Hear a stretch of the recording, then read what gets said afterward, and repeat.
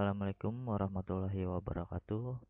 Perkenalkan, nama saya Rizky Iksan Firdaus dari Universitas Pelita Bangsa.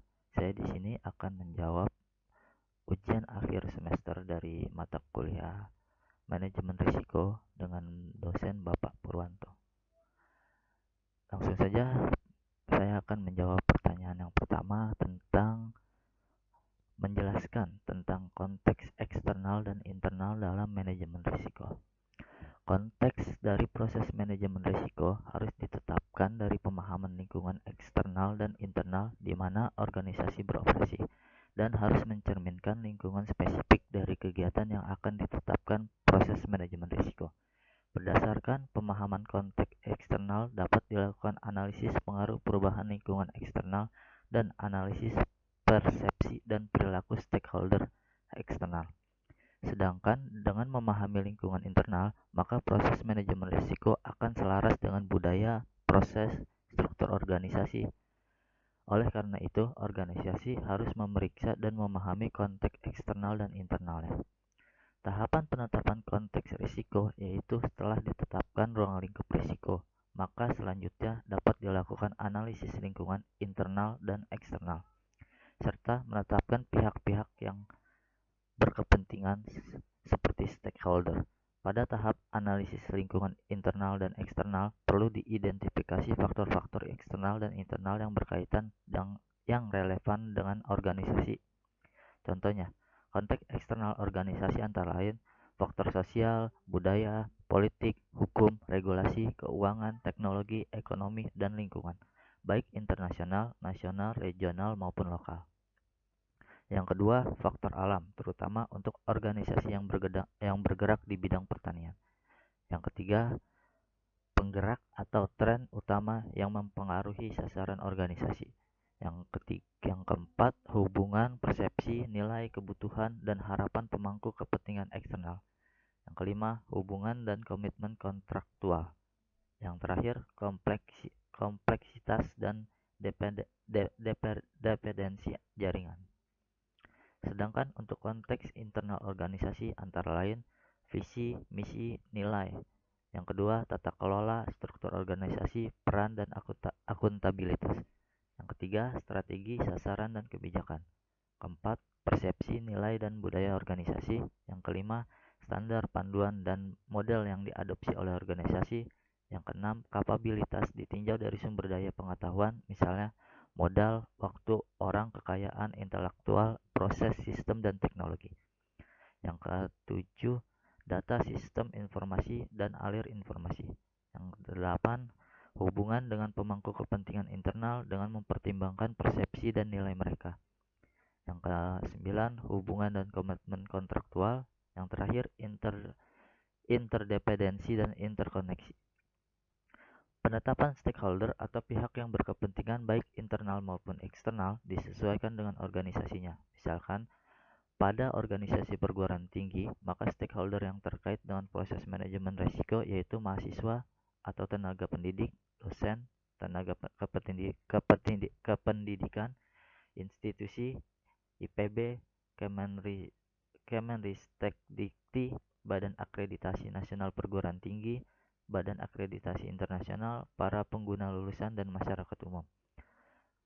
Teknik penetapan konteks risiko internal dan eksternal. Pada dasarnya, teknik atau metode penetapan konteks merupakan kombinasi dari beberapa teknik. Teknik penetapan konteks risiko yang dapat digunakan antara lain: 1. Melakukan review struktur dan bagian organisasi. 2. Melakukan wawancara atau diskusi kelompok dengan pihak terkait atau stakeholder. 3. Melakukan benchmarking. 4. Melakukan self-assessment. 5. Melakukan penelaahan dokumen organisasi. Itu untuk pertanyaan nomor 1.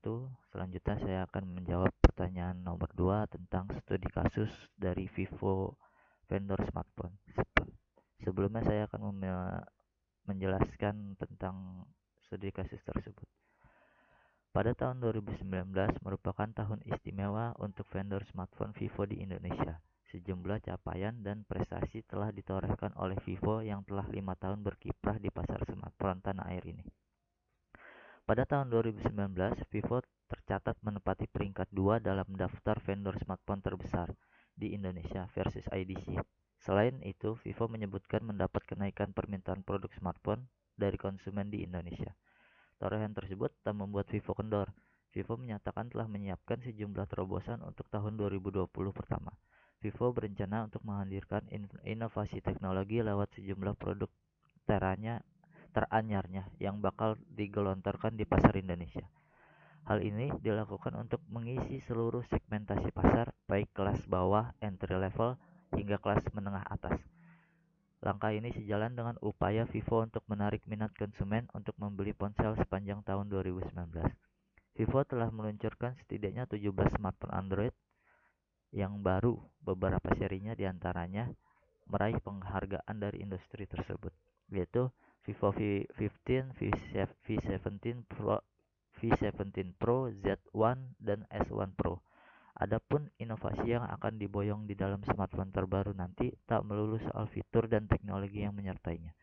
Inovasi bukan hanya dalam fitur terbaru, tapi juga dalam variasi produk, harga, desain, ujar senior brand director Vivo Indonesia Edi Kusuma dalam keterangan tertulis yang diterima Kompas Tekno Kamis 26 Desember 2019. Berdasarkan studi kasus di atas, saya akan menjelaskan peluang, ancaman, kekuatan, dan kelemahan smartphone Vivo. Dalam kekuatannya, kualitas dari Vivo tersebut mempunyai mesin yang mumpuni, garansi resmi, harga murah, dengan spesifikasi gahar, teknologi, dan fitur selalu di depan layanan purna jual. Kelemahannya, fasilitas service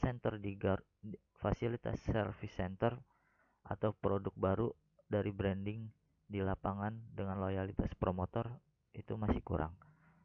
Peluangnya, brand awareness, pengalaman konsumen yang menggunakan Vivo teknologi, dan fitur pesaing terbatas vendor atau leasing untuk mempermudah penjualan kredit. Pada peluangnya ada satu strategi, yaitu untuk membentuk peluang tumbuhnya brand awareness pada calon konsumen bisa dilakukan dengan kekuatan yang ada, yaitu terus menggemborkan, mempromosikan keunggulan mesin yang dipunyai dari Vivo tersebut dan teknologi fitur terdepannya. Lalu kekuatan yang dimiliki seperti harga dengan spesifikasi serta layanan purna jual akan membuka pengalaman konsumen yang positif, sehingga peluang akan semakin besar dan terbentuk. Selanjutnya, ancaman. Service center, pesaing eksistensi, produk pesaing teknologi, dan fitur ditiru jumlah promotor pesaing. Pada strateginya, Vivo dapat menjalankan seperti dengan meningkatkan kemudahan garansi resmi dan peningkatan layanan purna jual dapat membunuh kelemahan akan adanya service center pesaing yang memang sudah ada keberadaannya. Lalu, kekuatan pada harga dan spesifikasi gahar yang dapat dimanfaatkan untuk menutup ancaman dari pesaing lama yang lebih dulu eksis.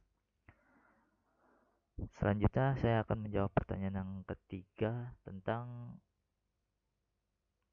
pertanyaannya seperti pandemik COVID-19 merupakan ancaman uncontrollable bagi industri perhotelan dan pariwisata. Dampaknya sangat signifikan. Jika Anda seorang manajer hotel strategi, apa yang Anda akan lakukan untuk mendapatkan peluang dan mempertahankan dan meningkatkan pendapatan pada masa pandemi? Dalam dunia bisnis, terdapat risiko bisnis yang mana risiko tersebut memiliki kesempatan untuk mendapatkan keuntungan maupun kerugian. Pada saat ini, sektor pariwisata mengalami kerugian yang diakibatkan adanya pandemi COVID-19 yang seperti yang kita tahu. Maka dari itu diperlukan upaya ataupun strategi untuk memulihkan sektor pariwisata ini dengan melakukan perencanaan ulang terhadap keberlanjutan usaha pariwisata. Strategi yang dapat dilakukan selain melakukan perencanaan ulang, yaitu merekrut sumber daya manusia atau remanajemen sumber daya manusia. Pada risiko bisnis, sektor pariwisata dapat merekrut karyawan baru yang efektif guna melancarkan proses pemulihan usaha pariwisata. Sedangkan pada risiko operasional, sektor pariwisata dapat remanajemen sumber daya manusia atau melatih sumber daya manusia guna mampu mendorong pengembangan usaha pariwisata hingga dapat pulih dalam waktu yang cepat.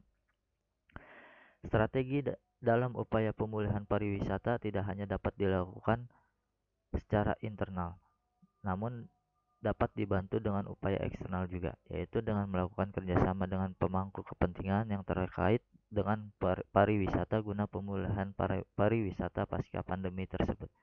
Strategi risiko bisnis yang lain dapat dilakukan yaitu dengan upgrading sistem pada pariwisatanya, yang mana sektor pariwisata dapat melakukan penyemprotan disinfektan di tempat pariwisata, membatasi pengunjung yang datang agar tetap social distancing, memberikan perlindungan dengan menyediakan masker dan hand sanitizer bagi para pengunjung agar pengunjung tetap merasa aman, serta melakukan update informasi tentang pentingnya menjaga kesehatan sehingga pengunjung tetap bisa melakukan wisata dengan tenang dan aman.